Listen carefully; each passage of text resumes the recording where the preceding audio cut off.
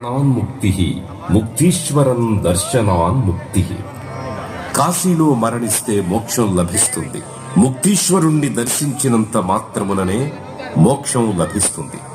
దీంతో యమధర్మరాజుకు పని లేకుండా పోవడంతో ఇక్కడున్న యమకోణం దగ్గర ఆయన 12 సంవత్సరాలు కఠోరమైన తపస్సు చేశాడు.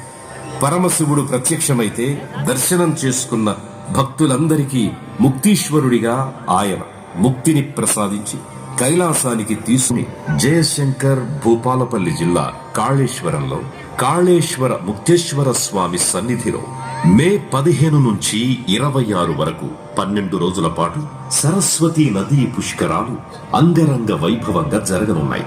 గోదావరి ప్రాణహితలతో కలిసి సరస్వతి ఇక్కడ అంతర్వాహినిగా ప్రవహిస్తోంది.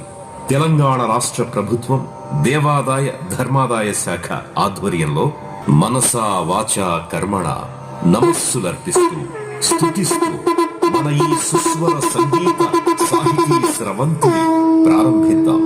మహామహులు ముత్తుస్వామి దీక్షితార్ స్వరపరిచిన సరస్వతీ నమోస్తుతే అనే ఈ కీర్తనతో ఆ శారదాదేవికి స్వరార్చన చేద్దాం.